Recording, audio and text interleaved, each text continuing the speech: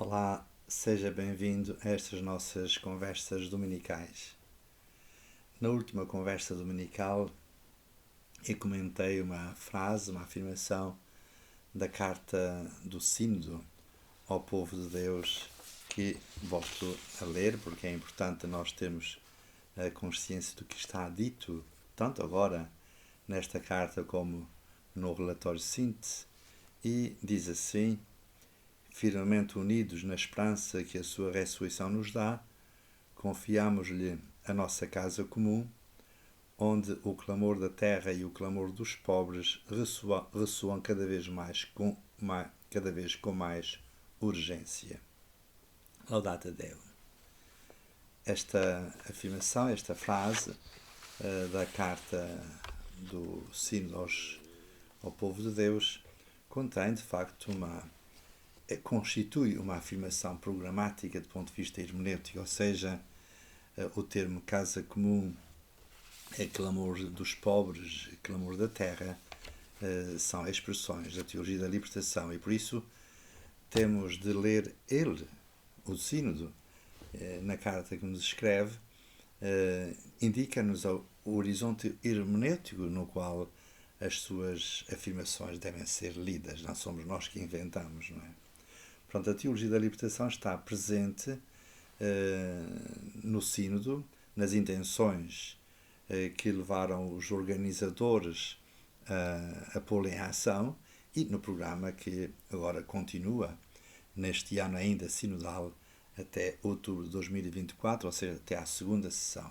Pronto, é muito importante termos consciência de que para compreendermos o Sínodo e as suas propostas não temos outra hermenêutica senão aquela da teologia da libertação. O resto está em função da hermenêutica da teologia da libertação, nomeadamente a história da Igreja, a história da teologia, o magistério e até as Sagradas Escrituras. Já expus alguns elementos para compreendermos o que seja a teologia da libertação e também fiz uma passagem para a Laudate Deum, onde está presente a questão para o documento fundamental, que é a questão ecológica, no seguimento da Laudato Si, que trata das questões climáticas, das questões ecológicas, e, portanto, que tem subjacente a hermenêutica da ecoteologia, que é uma outra forma da teologia da libertação. Portanto, estamos aqui, isso é-nos facilitada a hermenêutica, uma vez que nos coloca à nossa disposição os elementos fundamentais para interpretarmos estes textos, as suas intenções programáticas e, portanto, o que se pretende com uma nova igreja, uma igreja nova, uma igreja diferente, sempre dentro da hermenêutica da teologia da libertação, que devemos analisar criticamente. E já liguei alguns elementos, mas ainda falta alguns, e por isso é um tema. Estes temas eu vou voltar com alguma insistência nas nossas conversas, porque é fundamental. Não podemos estar distraídos perante o que nos está a acontecer ou o que está a ser proposto. E, portanto, temos de reagir de certa maneira conforme com os elementos que temos à nossa disposição, temos de reagir perante aquilo que nos querem, de certa maneira, impor.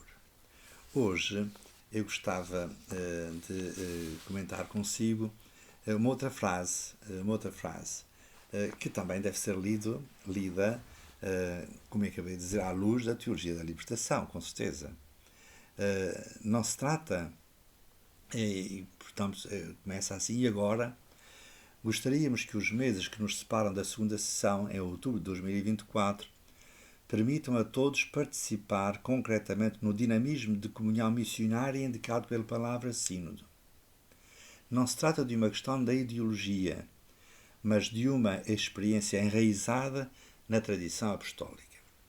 A primeira frase surpreende-me, quer dizer, estes senhores têm a coragem de como que nos obrigar a entrar na lógica da teologia da libertação, que é uma corrente na teologia, que tem os seus pressupostos, os seus métodos, mas que devemos olhar criticamente. Não se pode pensar que seja a única teologia que nos vai lançar para o ano que vem desta experiência sinodal.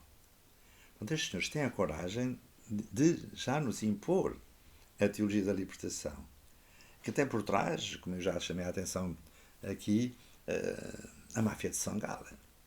A máfia de São Gala tinha um propósito, tinha um projeto que pretendia realizar e que, enfim, o sínodo, este sínodo está de certa maneira a corresponder a um programa que eles tinham de mudar a Igreja, de modernizar a Igreja, de adaptar a Igreja ao mundo, de pô-la ao point, ao ritmo do mundo moderno, segundo aquela exclamação quase desesperada do cardeal Martini, que dizia: a Igreja está atrasada 200 anos. Mas nós podíamos juntar ainda um outro elemento, outro filão de influência no episcopado contemporâneo, que é o Pacto das Catacumbas. Portanto, um grupo de cardeais e de bispos que se juntou no final do Concílio Vaticano II e que tinha um propósito muito forte, não só de pôr em ação aquilo que era o Concílio Vaticano II, mas sempre de acordo com a perspectiva, de novo, da teologia da libertação, porque muitos deles eram da América Latina e encontraram neste pontificado realmente o que corresponde aos seus anseios, até porque o Santo Padre Francisco vem da América Latina, de Buenos Aires. Então, nós temos a confluência da máfia de São Galen, do Pacto das Catacumbas, que coincidem nesta lógica da teologia da libertação e que agora nos propõe. O Sínodo foi uma realização desse projeto, desse programa, e que agora nos querem impor. Mas não só tem a coragem, tem a ousadia de nos propor a teologia da libertação segundo o Pacto das Catacumbas ou a máfia de São Gala, mas dizem agora que isto não se trata de uma ideologia, mas sim de uma experiência enraizada na tradição apostólica. Isto é demais, realmente. Tradição apostólica. Nós podemos encontrar na tradição apostólica, se tomarmos, por exemplo, não, é o dado fundamental, que é o Novo Testamento, a Igreja Primitiva. Encontramos alguma coisa que se assemelhe a isto que nos querem propor? Nada. A Igreja Apostólica não era uma Igreja sinodal como agora se pretende impor nesta carta e depois no relatório síntese, que então tem realmente a ousadia de dizer coisas que não passam por a cabeça de uma pessoa sensata e prudente. Quer dizer, aliás, a Comissão Teológica Internacional fez um estudo justamente para ajudar esta coisa da sinodalidade, publicado no dia 2 de março de 2018, quando então era presidente dessa comissão, o presidente era o prefeito da Congregação para a Doutrina da Fé, o cardeal Ladaria, e que aprovou este documento da Comissão Teológica Internacional, que se chama justamente a sinodalidade na vida e na missão da Igreja, 2018. Ora, este documento, um estudo sério da teologia da Comissão Teológica Internacional, chegou à conclusão de que nem na história da teologia, nem na história do magistério existe algo como o sínodo, a sinodalidade, como agora se pretende fazer. Aliás, é um conceito novo. E a novidade do conceito de sinodalidade tem isto. É que sinodalidade é a qualidade do sínodo. O sínodo pratica a sinodalidade. Sinodalidade. E, portanto, os sínodos, os concílios, neste sentido, foram uma presença constante na vida da Igreja. Desde o Concílio de Jerusalém, no tempo dos Apóstolos, até o Concílio Vaticano II. O Papa Paulo VI, São Paulo VI, criou o sínodo dos bispos, que era uma experiência de colegialidade. Os representantes das conferências episcopais reuniam-se para tratar um tema e ajudar o Santo Padre no esclarecimento desse tema.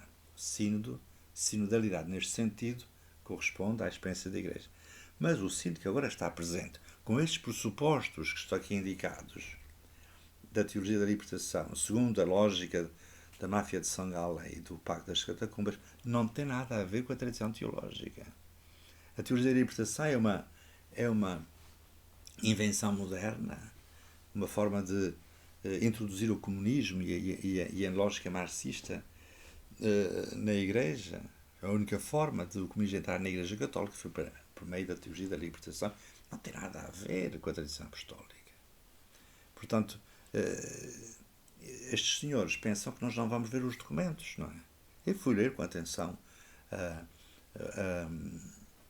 o estudo da Comissão Teológica Internacional e não dá. O sínodo, tal como se praticou numa igreja circular de iguais, baseada a partir do batismo, isto não corresponde à tradição teológica. O Concílio de Trento, mas já antes dele, o segundo Concílio de Leão, de 1264, declararam, quer dizer, chegaram à necessidade de afirmar que os sacramentos são 7, instituídos por Nosso Senhor Jesus Cristo, cada um deles e todos eles, e portanto a Igreja não é apenas o batismo, não está fundada no batismo apenas, e o batismo não nos torna iguais.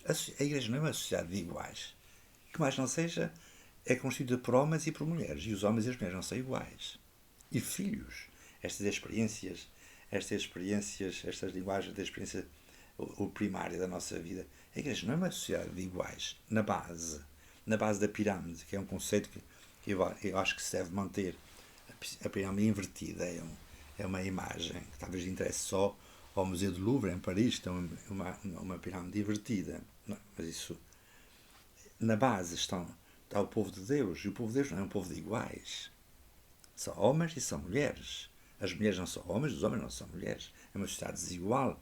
Como é desigual a família, é a mãe, o marido, a esposa e os filhos. E o batismo torna-nos todos filhos de Deus. Mas o batismo é o primeiro, é a base. Os outros sacramentos vêm a seguir. O crisma, a Eucaristia, a unção dos doentes, a ordem, o matrimónio, a penitência. Isto é a sinfonia sacramental da Igreja, na sua diversidade. E temos 2 sacramentos fundamentais como sacramentos da missão, a ordem e o matrimónio. E por isso, até o matrimónio é uma missão. Crescer, multiplicar-vos, encher a terra. E a ordem, a estrutura hierárquica da Igreja, em que o Santo Padre, em comunhão com os bispos, e cada um deles em particular, tem o mundo de ensinar, de governar e de santificar a Igreja. Portanto, isto é um disparate teológico dizer uma coisa destas. Como se nós fôssemos pessoas incapazes de ler os documentos. Por isso eu acho que aqui nestas 2 passagens está tudo dito. E é a partir delas que devemos de analisar o relatório final de síntese, que é também qualquer coisa de extraordinariamente impressionante pela ousadia. Quer dizer, é um texto imprudente. Quer dizer, a prudência é uma virtude moral que devemos praticar, porque é o meio termo entre a cobardia e a temeridade. Este texto da carta e o texto do relatório de síntese não é cobarde, mas é temerário. Quer dizer, tem a ousadia de propor a nós, os crentes, a nós, os fiéis, coisas que não correspondem à tradição da Igreja. E a tradição da Igreja, no seu magistério, é ser fiel. Amar é, sobretudo, a fidelidade à tradição viva da Igreja, aquilo que sempre, por toda a parte e por todos, foi acreditado. Muito obrigado pela sua atenção. Nos próximos vídeos vou continuar a tratar destes temas, porque nunca será demais comentá-los, analisá-los, para que nós possamos saber o que nos querem impor. Muito obrigado pela sua atenção. Até à próxima conversa dominical, se Deus quiser.